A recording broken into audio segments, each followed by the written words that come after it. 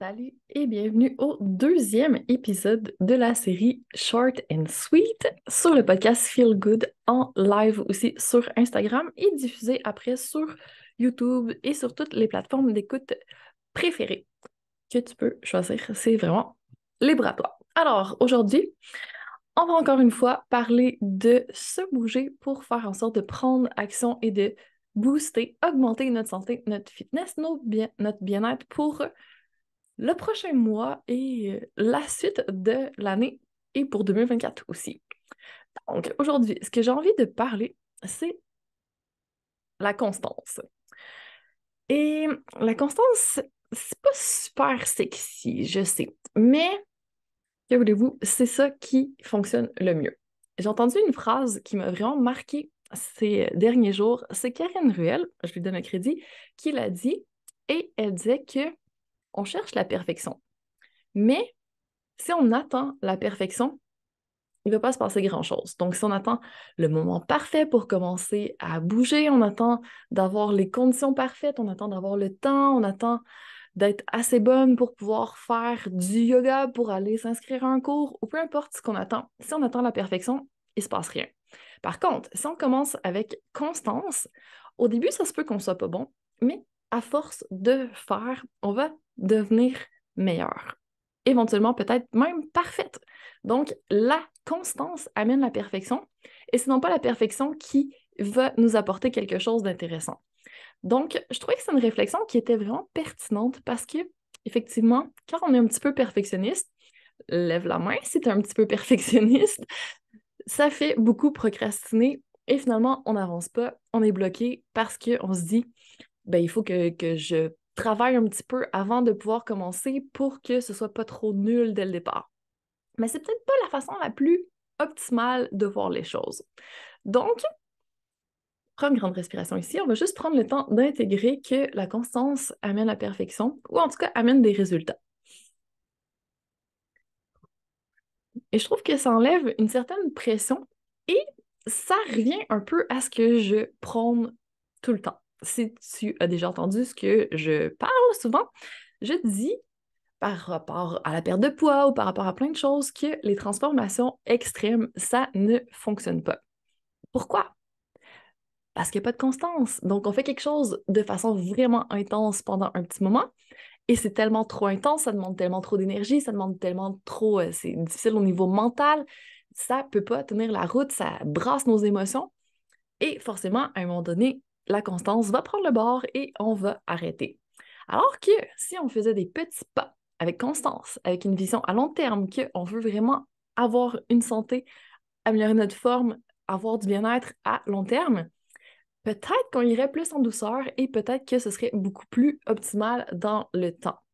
Et c'est là que je veux t'amener. Donc, c'est plate parce qu'il n'y a pas une transformation fabuleuse à montrer après. On n'a pas un avant-après exceptionnel. Si tu me demandes des photos avant-après de ma transformation, ça va être difficile parce que la transformation, elle ne s'est pas faite tant au niveau physique que tout ce que j'ai changé au niveau mental, que tout ce que j'ai amélioré au niveau émotionnel, au niveau énergétique, au niveau spirituel, à toutes les dimensions de mon bien-être que j'ai travaillé, ça m'a apporté énormément, beaucoup plus que d'avoir un six-pack extraordinairement découpé ou je sais pas quoi, qui fait beau sur les réseaux sociaux, qui est vraiment cool à montrer à notre famille, nos amis, peu importe, pour braguer un petit peu, dire regardez comme je suis bien, mais finalement, est-ce que c'est vraiment ça qui nous apporte le bien-être? Personnellement, j'entraîne pas des gens pour qu'ils aient des abdos d'enfer, mais plutôt pour qu'il y ait plus d'énergie, pour qu'ils soient capables de faire toutes les activités qu'ils veulent, s'ils décident d'aller monter une montagne un week-end, que ça tienne la route, qu'ils ne développent pas de douleurs, de problèmes articulaires dans le temps, qu'ils se sentent bien dans leur corps, qu'ils soient capables de concilier autant, avoir du bien-être tant physique que mental, body and mind.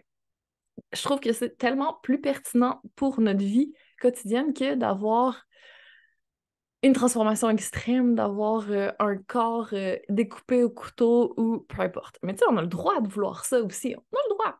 Mais tu sais, il faut faire le travail qui va avec aussi. Et j'ai pas encore publié le reel que j'avais dit que je publierais hier. Ah, la constance va être là. Mais ça s'en vient. Et demain, on va parler plus spécifiquement de perte de poids parce que c'est vraiment un sujet sur lequel je réfléchis beaucoup en ce moment et j'ai beaucoup de choses à dire. Mais, bref, pour en revenir à la constance, ça peut être pas forcément à tous les jours. Tu sais, on peut le voir d'une façon un peu plus étendue dans le temps. Si pour toi, en ce moment, la constance, c'est de dire je suis capable de commencer à dérouler mon tapis et à faire 15 minutes de sport par semaine ou par 2 fois par semaine, mais que tu fais ça pendant 1 an, 2 ans, 5 ans, ça va avoir un impact et c'est quand même de la constance. Donc, la constance, on peut la moduler en fonction de notre capacité, c'est que ça reste quand même une charge mentale qu'on est capable de prendre, que ce soit quelque chose qui nous convient, qui nous plaît, qu'on a envie de le faire. Donc, on a plusieurs paramètres à concilier. On peut jouer un petit peu avec la constance, mais on va dire que le critère pour que on puisse dire qu'on est constant, c'est que ça tienne dans le temps, qu'on soit capable de le maintenir. Donc, on commence avec les petits pas, on commence avec la fréquence qu'on veut, puis après ça, ben, tout l'objectif, le jeu, c'est de maintenir tout ça. Donc là, oui, il va y avoir une question de discipline, il va y avoir une question de mettre des mécanismes d'organisation peut-être en place. Note bien que je ne mentionne pas la motivation, parce que la motivation ne demande pas en ligne de compte. Oui, ça ne te tentera pas, mais tu vas quand même continuer parce que tu sais que la constance, c'est important et tu sais où tu t'en vas, tu as une vision par rapport à où tu vas aller. Donc, si tu n'as pas écouté l'épisode sur la motivation est un mythe, on va l'écouter parce que c'est ça. La motivation ne demande pas en ligne de compte. OK, si c'est une excuse en ce moment, on l'élimine tout de suite. Ceci dit, j'espère que tu commences à te dire, OK, ouais, Constance, je pourrais tenter ça et que tu vas commencer vraiment petit pour que ça puisse tenir dans le temps. Alors, sur ça, je te laisse expérimenter la constance et on va pouvoir se parler un peu plus en détail de notre sujet très croustillant demain. Mais disons que tu veux aller plus loin aujourd'hui et que tu dis well, la constance toute seule chez moi, ça va être un peu compliqué. Peut-être que une des choses qui m'aiderait, c'est d'avoir un groupe, d'avoir quelqu'un à qui je dois rapporter des comptes, un accountability partner. J'ai failli m'enfarger sur le mot, mais si on fait une traduction en français, on va appeler ça un partenaire d'imputabilité et que tu le choisisses en anglais ou en français, le terme c'est pareil. Ça veut dire qu'il y a quelqu'un qui t'accompagne et qui t'aide à rester constant dans le temps. C'est là l'imputabilité. Donc, tu peux te rapporter à cette personne-là pour continuer avec constance. Je peux faire ce rôle-là pour toi dans le défi Bouge-toi. On va être 5 jours ensemble. On va faire en sorte de passer à l'action. Ça va être des petits pas, ça va être en douceur, ça va être avec constance pour qu'on puisse commencer à mettre un peu de bien-être sans que ce soit un choc, sans que ce soit un effort atroce pour justement qu'on arrive à le maintenir dans le temps parce que le but, c'est de te rendre autonome et que tu puisses continuer après par toi-même. Donc, si ça t'intéresse, j'ai repoussé un petit peu le départ du défi parce que ça arrivait un peu trop vite le début. Donc, on va commencer pas lundi prochain, on va commencer samedi. On va commencer le 18 novembre. Mais tu peux quand même t'inscrire tout de suite et je vais déjà t'envoyer des choses à faire pour que tu commences à pratiquer ta constance. Donc, écris-moi, va voir ma bio, va voir sous les show notes de l'épisode, peu importe où tu écoutes ce live pour avoir les détails. Et j'espère qu'on va se retrouver dans le défi pour commencer à faire en sorte de bouger un petit peu, de réfléchir, de faire du travail sur soi. Ça va être autant au niveau body and mind qu'on va faire notre travail pour améliorer notre bien-être. Je veux que ce soit quelque chose de complet. On va vraiment travailler sur toutes les dimensions.